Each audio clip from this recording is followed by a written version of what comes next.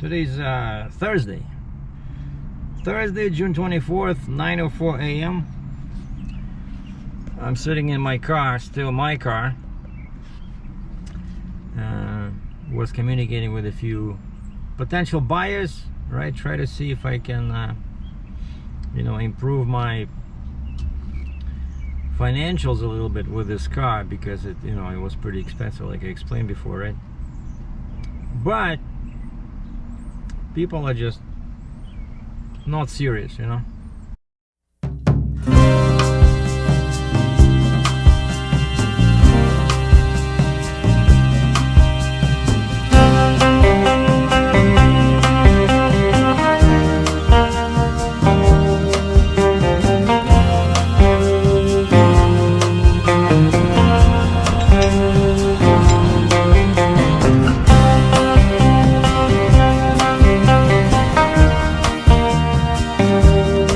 Coming. Okay, 2 o'clock is fine. Yeah, disappears. Family emergency. Another guy was supposed to come from like 200 kilometers away, 120 miles. Disappears. I email him. I say, so are you coming? Maybe in the evening. Nothing. And each day I keep checking the Canada Post website for my green Garmoshka accordion that's flying somewhere over the Pacific Ocean, but it's been flying since June 19th. That's the last I've heard of it. It says left the originating country, which is Russia, and I'm not sure what the plane is doing 5 days after it left Russia. It only takes 11 hours to reach Canada. So maybe they missed Canada and they went, around. And now they're back in Alaska. And then wait a second, we missed it again. Georgi, come on! And so they go back to Canada. Russian pilots, what do you do? The compasses are made in Russia, so they're not very accurate. So anyway. What's happening is that I booked a load. You'll be happy to know. I'll book the load, except it's again a 50-ton load. So I don't need the stinger, I don't need the long neck. And just to show you how important it is to have a proper configuration, this last load, right? This big drill rig, KB6, it was heavy. And New Jersey, the area where the shipper was located, had very tight streets, as you saw in the video cleverly entitled "Skilled Driver Tight Corners." And so I brought the Stinger with me. But if you have the Stinger 3+1, you need a long neck, otherwise the truck will be overloaded. Like the Stinger requires the long neck, it has to be balanced. If you don't have a neck, you cannot use a Stinger, because the Stinger basically throws the weight forward towards the truck, right? And so that's why I brought the long neck. Now the downside of that, so yeah, I was able to get out of New Jersey, but the downside of that was that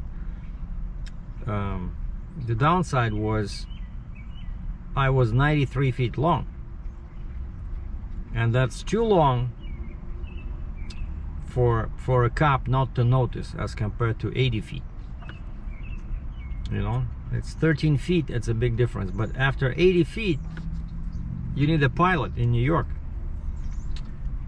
And we couldn't do it in one day, right? So I needed to call a pilot for the second day, and so I just got the bill.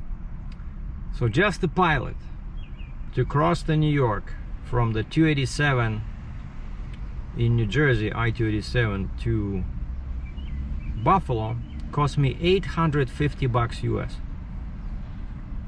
I look at the invoice and it says departure before sunrise, $75. I never heard of this BS charge before. Like, why does it matter when we are departing? I hired you. I said, is it okay if we leave half an hour before sunrise? Because that's how I'm allowed to drive, right? Half an hour before sunrise. She charges me 75 bucks US for that. I sent them an email. I said, why did you charge me $75? No reply. So I'm not sure I want to use these guys again. But I'm going to call her and give her hell, you know. Because you should tell people beforehand. Because I told her, I said, she says, okay, so you need a pilot for Monday? I said, yeah. So when? I said, well, let's do 5 o'clock. We're going to leave the truck stop at 5 o'clock. She doesn't say anything. And then 75 bucks on my invoice. Screw this.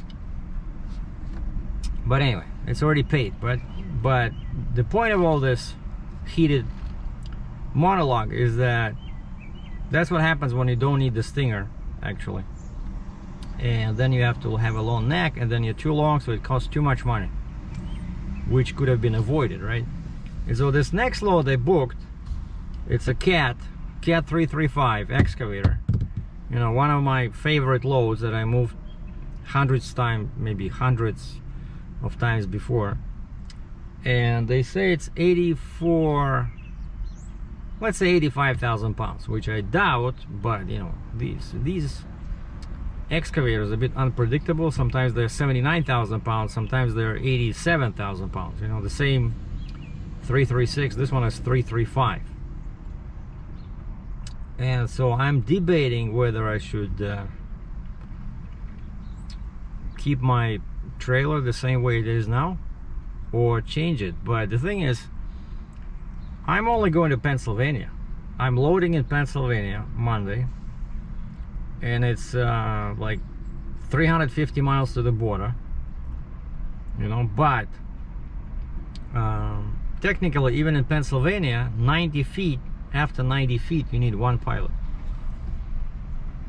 So like, if I want to be all legal by the book, I will need one pilot in PA, one pilot in New York. That's a lot of money. Oh, and the permits for New Jersey and PA together were about 350 bucks. Like, that's okay, you know, you need to pay for permits. Like, I factored that in, but pilots are way overpriced, you know. That's why I keep joking that sometimes pilots make more money than truckers, you know, because their expenses are much lower. The gas mileage is 10 times better than in a truck. So when I grow up, I want to be a pilot. And by grow up, I mean retire. But you know, I don't like to do a job where everybody hates you, you know, because I had that problem when I was a real estate broker. Посредник, middleman in Russian, and everybody hates middlemen, right? Because you can save a bunch of money if you deal directly with the person, but you need the middleman because you can find that guy. Like in my case, real estate. Like, I was renting real estate to Americans in Moscow, right? But Americans were okay because they're used to it over here in Canada and US, right? But Russian customers were really always trying to screw you, you know, try to bypass you, you know, circumvent. So nobody likes middlemen. And so here, I can tell you that no trucker I know likes pilot car drivers. Well, it's not so much pilot car drivers, it's the system. The system where you're required all of a sudden, just because you're 1 foot longer than, let's say in Pennsylvania, right? If you're like 91 feet long, you need a pilot. If you're 89 feet 11 inches, you don't need a pilot. Like, how is that how does it make such a big difference? 1 foot extra, and now you have to spend $300, $400, $500, $600 for some guy, you know, following you in a pickup truck with a fancy oversized load sign. Doesn't make much sense. So anyway, so I booked a load. So now I'm still thinking I have time till the weekend to see what I want to do. Do I want to flip the neck, unhook the stinger? And I was thinking of, just because I have a flip axle that sits on the ground now, right? So it's much easier. Now I don't have to disassemble the stinger. You know, very important. Before, if I had to change from the stinger to a quad, I would have to take the axle off, take the stinger off, rehook. It's extra step, you know. And then of course when you're putting it back together again, it's one extra step. So now All I gotta do is just take the stinger, take it off, pocket, grab the flip axle, hook it up, or maybe just flip it and put it on the top, and then when I'm at the shipper, just ask him to flip the axle down. So this way I'll have only 3 axles on the ground. And then I'm thinking of flipping the long neck, because this thing is not that heavy, so I think I should be okay with the short neck, but I'll just make sure the excavator is loaded all the way to the back, you know. And also right now my truck is taking too much space in the yard. I feel sorry for the guy that has to back like this. You know, I apologized to him yesterday. I said, okay, I'm taking the truck to the shop, so it will be easier for you, and I said next time I'll just flip the neck, because yeah, that neck, you know, like 83 inches, it makes the rig much longer. And then so the load is booked. The auditor, they're still auditing my IFTA records. The guy, like, but very nice guy, we're communicating via email. He asked me for more records. He says, what, could you send me your information from your logbook, from Keep Tracking? And I was able to find that online, so I just sent him reports that show ending mileage, starting mileage, ending mileage, the coordinates of the location for each state in quarter 1, quarter 2, quarter 3, quarter 4 for 2018, 2019. And he emails me 2 days ago. He says, Sergei, could you please send me the same for 2020? Even though in the letter that I received originally for the audit, 2020 was never mentioned, but I guess either they found too many irregularities or they didn't find any. But now he asked me for 2020. I said, okay. I said, we'll send it tomorrow, which was yesterday.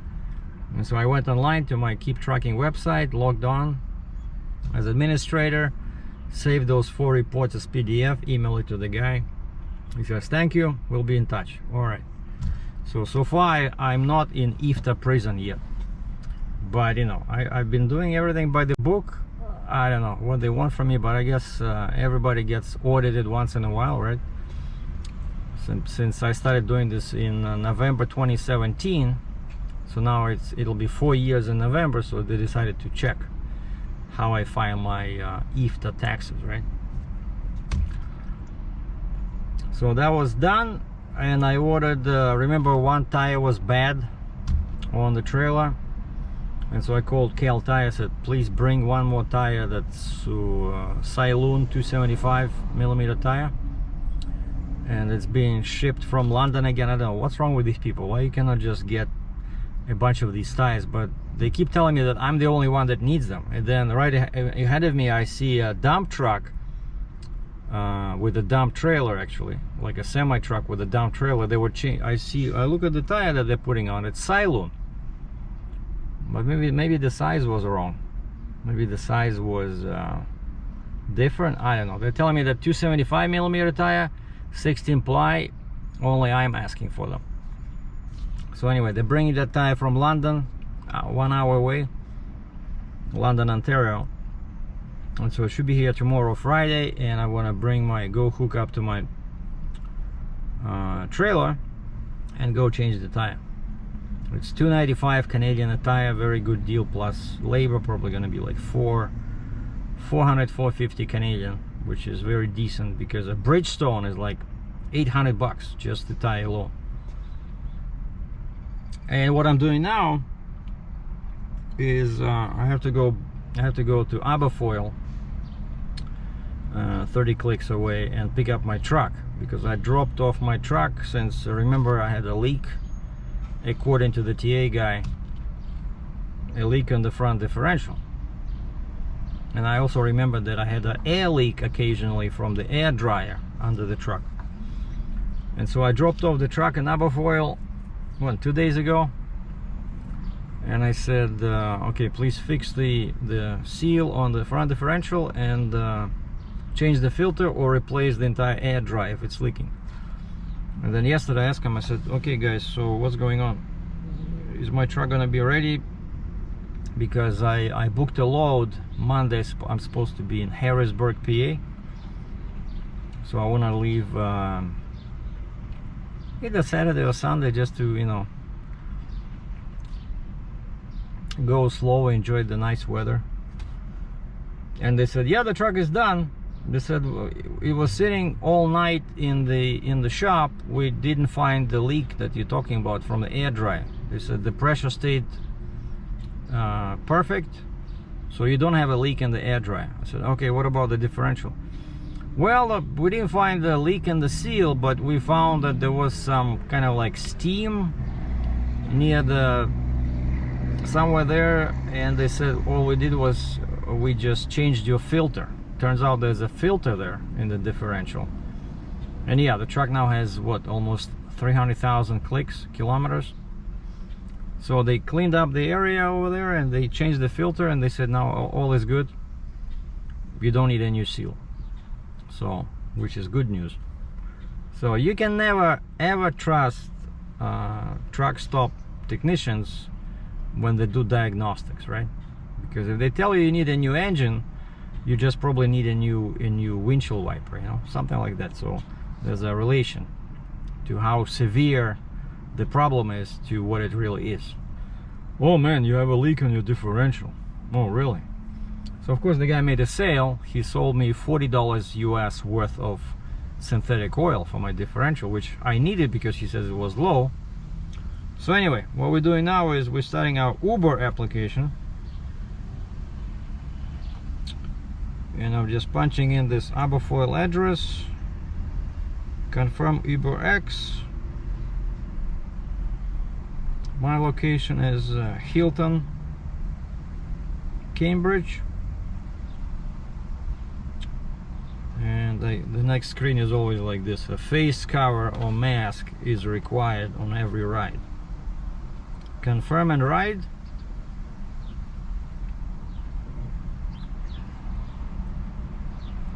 Confirming your ride, connecting you to a driver.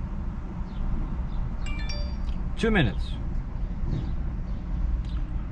Hyundai Elantra, black.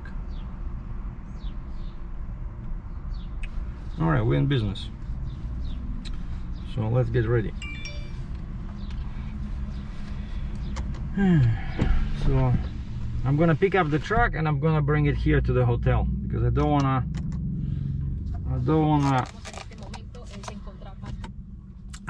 hook it up to the trailer yet, because today is only Thursday.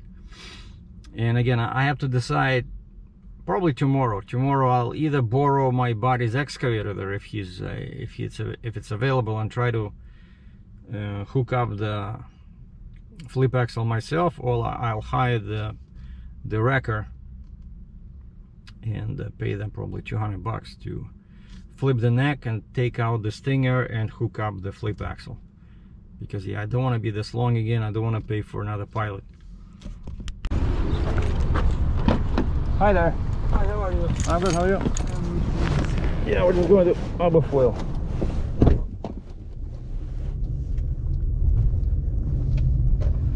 You know Aberfoyle, right? Sorry? You know Aberfoyle, right? Highway 6 north. Yeah. GPS shows. Okay.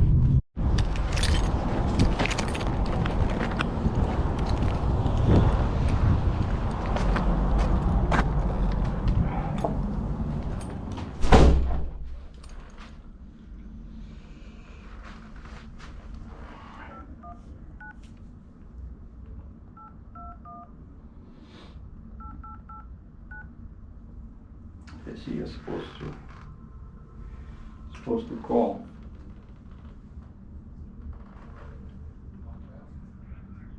Yeah, hi, this is Sergei outside here. Can I pay for my truck and pick up the key? Okay, here's my bill. $200 plus 27 tax, $235, but I'm getting the tax back. So differential oil leak. Check for oil leak on differentials. Found slight dampness on first axle diff filter. Removed filter and shield, cleaned around. Found dampness above filter area, cleaned off. Reinstall shield and new filter. Checked all diff seals and hub oil seals, all good, no leaks. So he just replaced the filter. Air leak, possibly air dryer. check for air leak, could not find any air leaks. Vehicle stood all day and overnight. Air did not drop at all.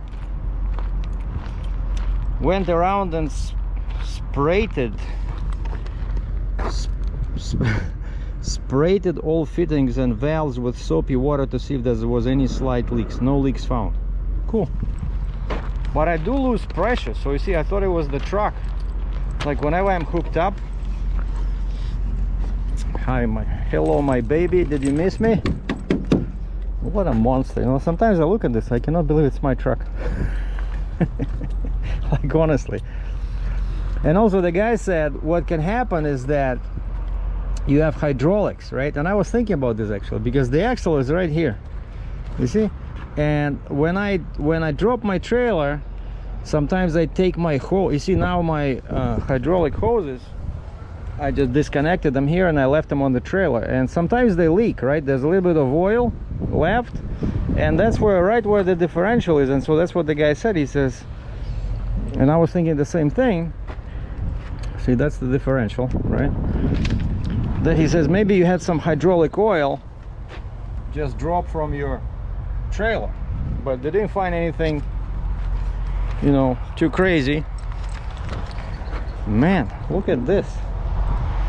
Wow, why is it rusting so bad? So the truck will be, wait, March 18, March 19, 20, 21. The truck is three and a half years old,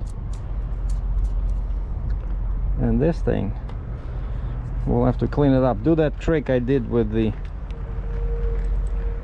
why I have this? Why I have this red line? I think I did something here. I was checking something. I put this red line right in the middle, and you can see that this is a double frame, right? You see that? That's why it's such a heavy truck.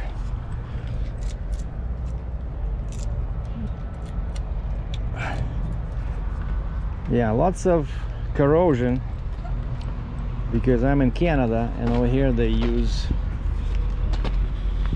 unfortunately, they use lots of salt.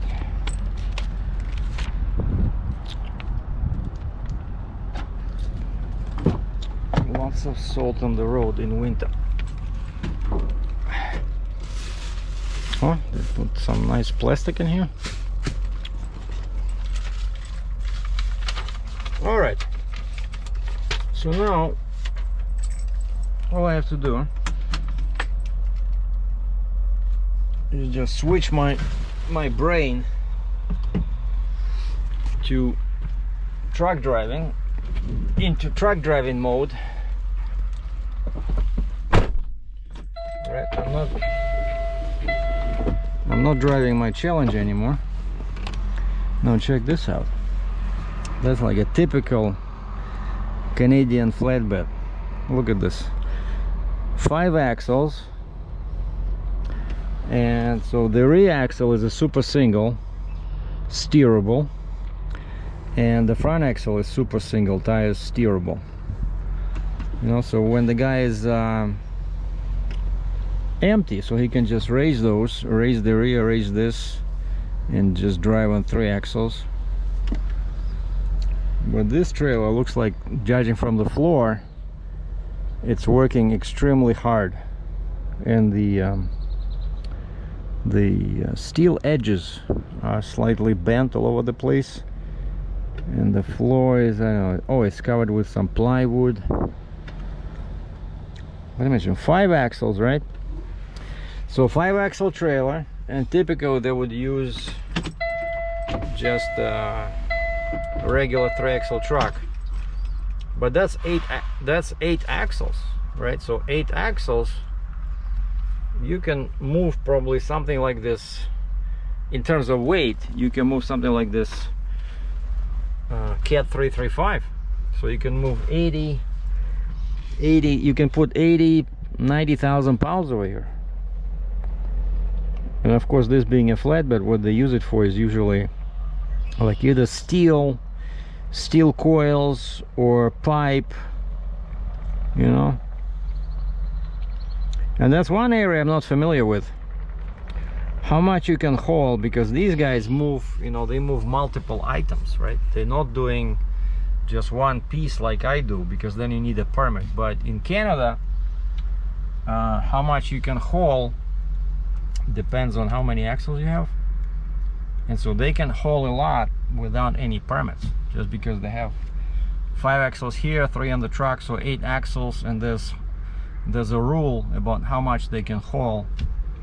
Because a couple of times people ask me, you know, like somebody would send me an email, hey, we need to move like 3 pieces of something, and it's something basic, kind of like what you would put on a flatbed like this, but it's multiple pieces. You know, I could have used, like, I remember I was looking at the dimensions. I could have used my RGN for this, except that I'm too heavy, right? I'm too heavy and I don't have enough axles,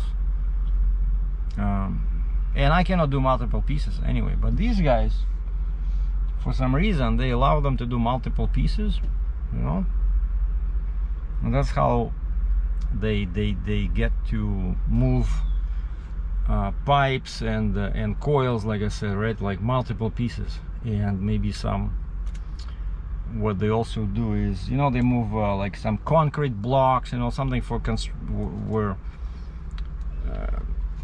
or panels, you know, those huge concrete panels they use to make walls, you know, all kinds of stuff.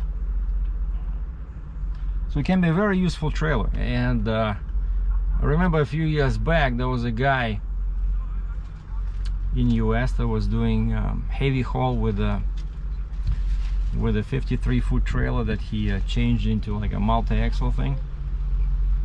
And I was thinking about that, but because I'm limited to loads between Canada and US,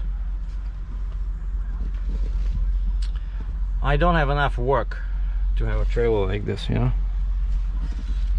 Plus rules are different in all jurisdictions in Canada and the States, you know.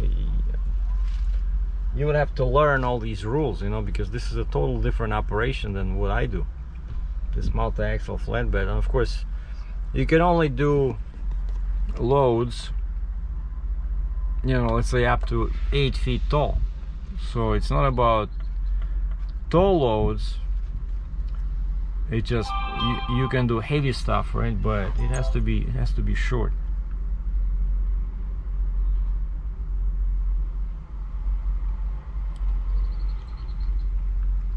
О, Шуйская фабрика, Shuya. I was wondering why she never answered. There was a lady there in customer service in the Accordion factory, and I mentioned this on my other channel. There's 2 major factories in Russia, one east of Moscow, one south of Moscow, and they make these 2-row button accordions, right? That I already bought one from Tula factory, which is considered better. But back like 1 month ago, I contacted the other factory, like, you know, because of modern retail and sales techniques, right? Lots of factories are interested in selling directly, because this way they can probably make more money, right? And so these guys in Shuya, Shuyskaya Fabrika, east of Moscow, they sent me, they emailed me, of course everything is in Russian, so they emailed me the price list and like the rules how to buy an accordion directly from them. And then they have like 50 different models, but they don't tell you the difference between them. Like there's a couple of sentences that, but it all the same, but then one accordion will be 50,000 rubles, and then another would be 55, the same make and model, and then another one will be 58,000 rubles. rubles, and there's 72 rubles in $1. And so anyway, so I sent this lady an email. I said, I got a question. And now, only now she sent me the answer, because I thought she was too busy to answer, but I asked her. Oh wow, she sent me such a detailed email with a bunch of screenshots, you know. And basically, yeah, I was asking the same thing. I said, why is the same model, looks exactly the same, the picture is the same, I look at features which are very brief, like just like I said, a couple of sentences, and they're all the same. Why there's a difference of 5,000 rubles? Just to give you an idea. So if that, you know, oh, but the good thing about this other factory, the Shuskaya that I just got an email from, they're 2 times cheaper than accordions from Tula. Like the basic one was okay. The basic one I bought was 55,000 rubles divided by 72, 763 bucks. You know, it's expensive. So 763 US for a small garmoshka, you know, accordion that weighs 5 kilograms, 12 pounds. And that's the basic. But this Shuya factory, the one to the east of Moscow that I just got the email from, you for the same price of 763, you can buy the elite top of the line model, you know. But everybody says that the Tula is better than Shuya. And so, okay, let's see what she says. Здравствуйте. Извините за несвоевременный ответ, была в отпуске. Hello, sorry for the late reply, I was on vacation. And she says the difference is in size of the body and the weight. In the smaller body, the air consumption will be more, but the voice, the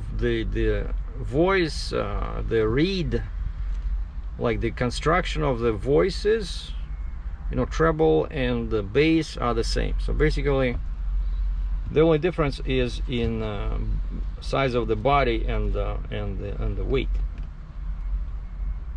And you know, you may not know, but what she means by this, I know exactly what she means, because the accordion has bellows, right? Bellows.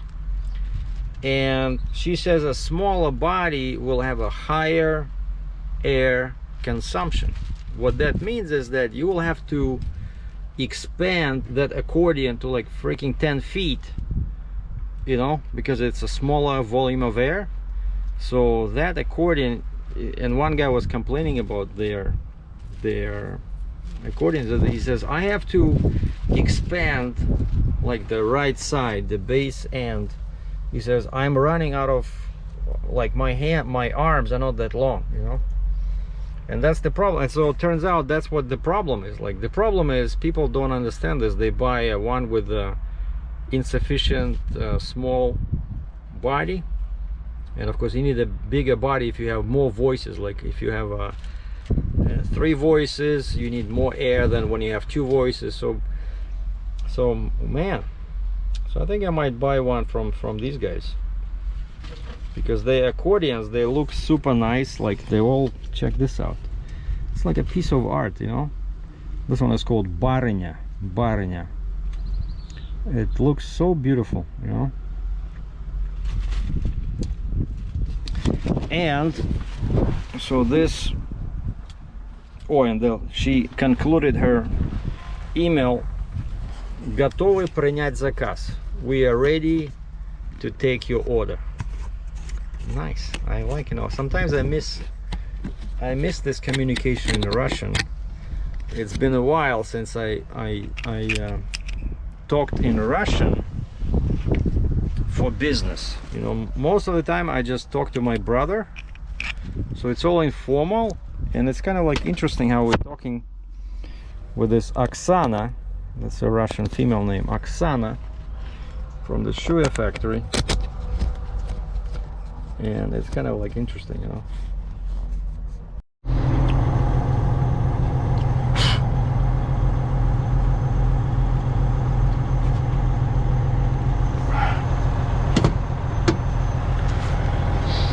Okay, I just talked to the pilot car service, and that $75 charge is okay, because like the way she phrased it, right? She said $75 for what? Because of departure before sunrise. But what she actually meant is that she said in order to leave that early, because the guy, of course, you know, he doesn't live right there where I was, right?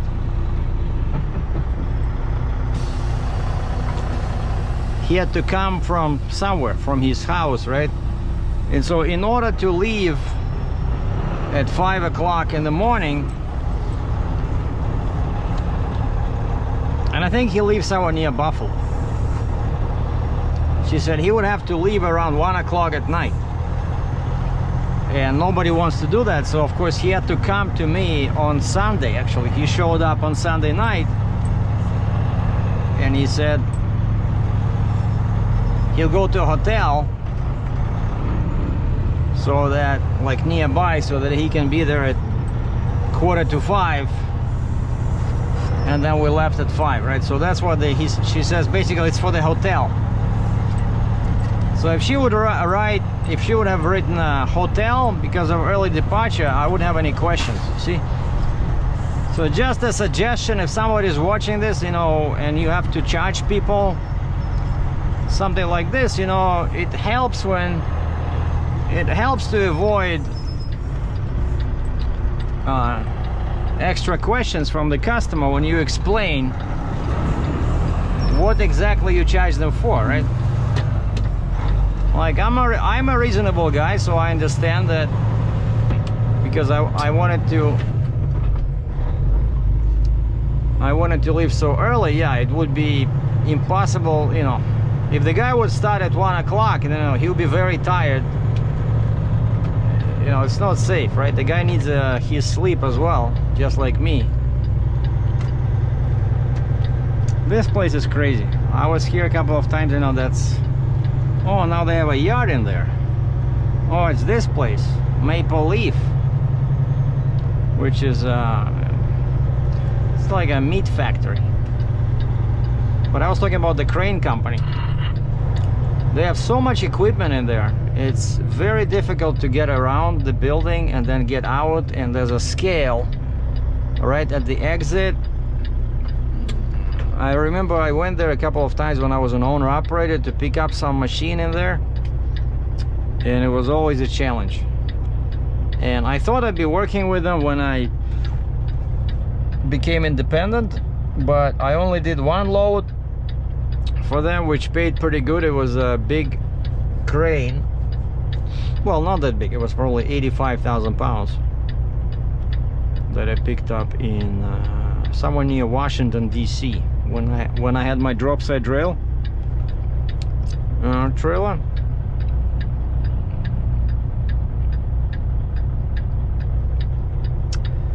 Yeah, my truck is dirty inside. And actually now one cool thing happened is that, because I thought I would be selling the car, and the guy was supposed to come over, right? So I cleaned up the car pretty good, you know, inside. I did the detailing, I bought some special spray, I cleaned the interior, I cleaned the floor mats, I got rid of that white, you know, that white stuff sometimes when in winter you get in and your boots are wet and you have that salt on them, right? And that salt gets onto the carpet, and it's very difficult to take off, but I managed to do that because there was some white traces of salt near my driver's side floor mat. And so I cleaned that, and then he said, hey, might as well clean the wheels. So I bought a special spray for the wheel cleaning, and also I bought a special spray for tires. Man, that thing does, you know, wonders. Like, my car started looking so nice. You know how the tires, they look kind of like moist, right? The tires on the sidewall, and they look so clean. So I want to do something like that for the truck. Actually, I do get occasional marks on the sidewall of tires which look very ugly, you know, where you have to run the curb to make the turn, and then you end up with these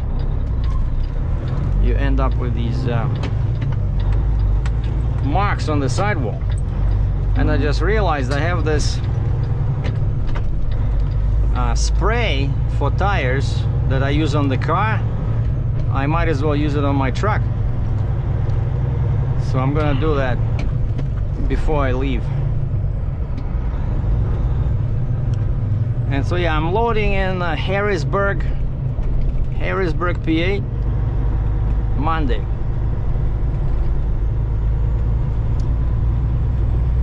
And that machine is just going to western part of Toronto.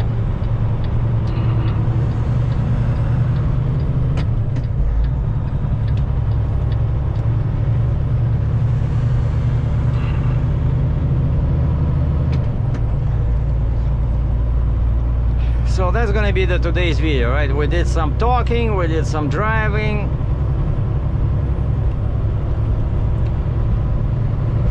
So cannot show you too much else. Once I get my accordion, that hopefully maybe it'll come today or tomorrow, I don't know, because it's been 5 days since it left Russia.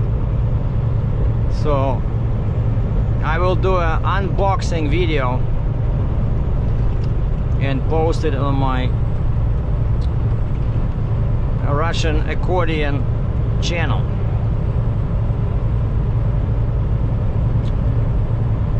And then I might do something on the way to US when I'm empty.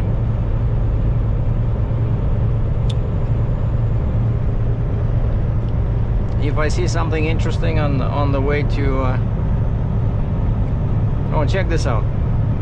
That's a Ford Bronco. I test drove this funny looking car. Oh, but that's a Sport. See, now I know the difference. Bronco Sport is kind of like a baby version of the bigger brother, which is just called Bronco. So you would think that Bronco Sport is more advanced, but in fact it's not. Like, I don't know why they call it like that. So Bronco Sport only has a 1.6 EcoBoost turbo, which is still okay, but it's a very small car with a small trunk. I think my Challenger has a bigger trunk than what in the back of that Bronco, and that's what I test drove, a Bronco Sport. And I said, I asked the guy, can you get a bigger engine? And he says, yeah, you can get a 2-liter engine, but then you have to go with a more expensive, like the top of the line model. And what this guy forget to tell me is that top of the line, it's not Bronco Sport, it's Bronco. And so I go to the website Ford.ca, Ford Canada, and that's where I learned about these two distinctive lines of Bronco cars or SUVs.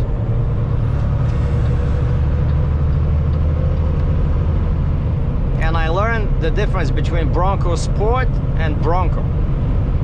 And so it turns out that Bronco proper, in any model, you can pay 2,000 Canadian extra, 2,000, which is 1,1700 US, and you can get a 2.7 double, like dual turbo V6, which has almost 400 pounds of torque. Now that's what I'm talking about. The only problem with this Bronco that I did not like is that if you want a good-looking, you know, functionally equipped vehicle, it it cost more than my Challenger. You know? It cost like 55,000 Canadian, which doesn't make any sense at all. And then I also, another test drive I did, I tried a smaller engine in a Charger. You know, you get Challenger, a 2-door car, and then you can get a Charger, a 4-door car, which is typically what cops use, right? Cops, when they use a Dodge, it's always a Charger. You know, very rarely you will see a Challenger. And the Charger you can get as RT, which is 5.7 liter engine, or you can get as a scat pack like mine with 6.4. But my dealer in Cambridge had a 5.7 version Charger RT, and it's a Daytona edition, Daytona, which is a 3,000 Canadian option. So it's like, you know, it says Daytona everywhere. The seats say Daytona. It has extra cold air intake already from the factory, and it's either 9 or 10 speed automatic.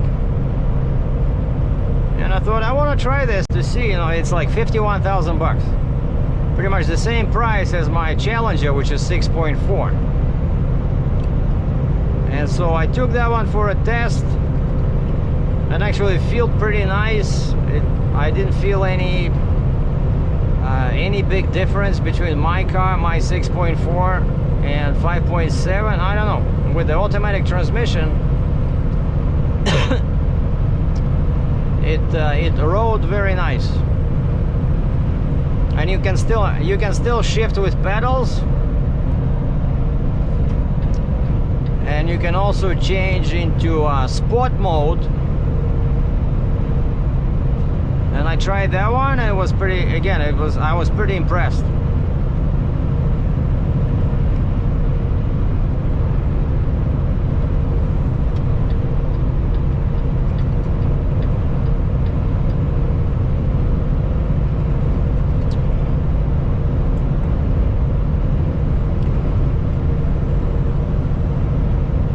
So I'm not gonna park the truck at my yard because my trailer is so long right now, so I'm just gonna take it to my hotel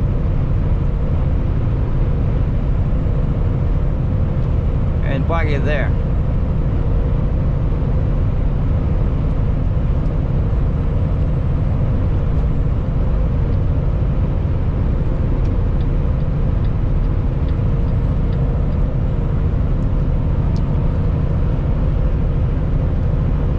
Tell them at the front desk that now I have 2 vehicles in the lot. One is a Challenger and another one is the semi-truck without the trailer.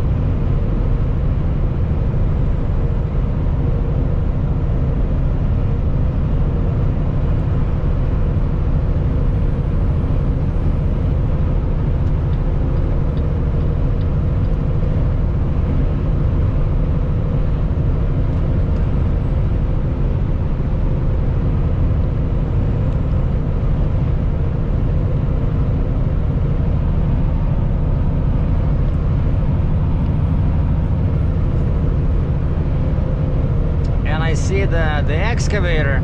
I just passed my yard. I could see my yard from 401. The excavator is still there.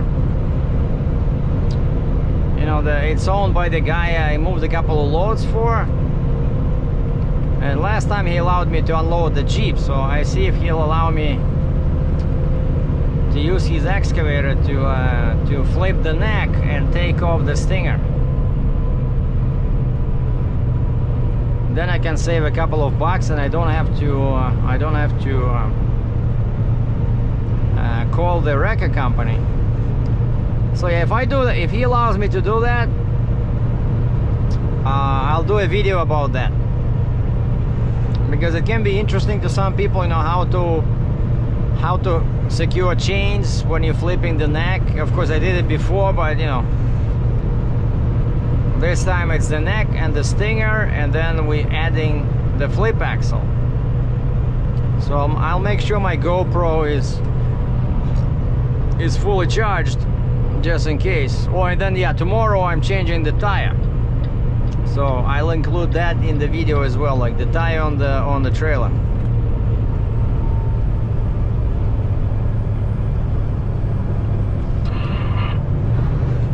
And the Uber, from here I took the Uber to Aberfoyle. It was 37 bucks Canadian, and I gave the guy a $3 tip.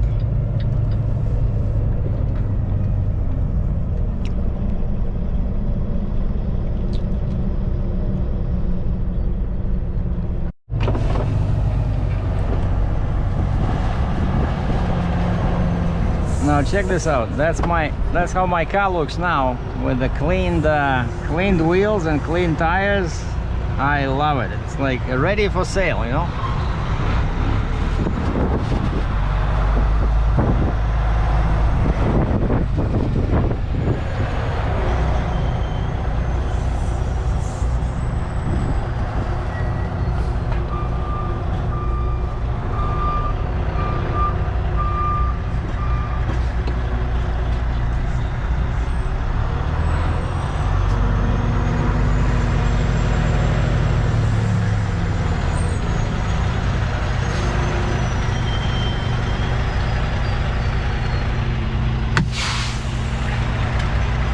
I'm just gonna park it here till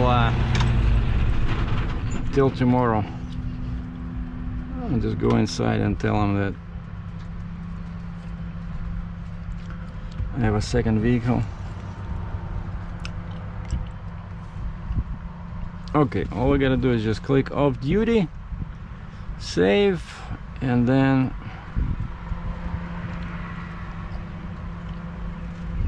looks like there's one driving event.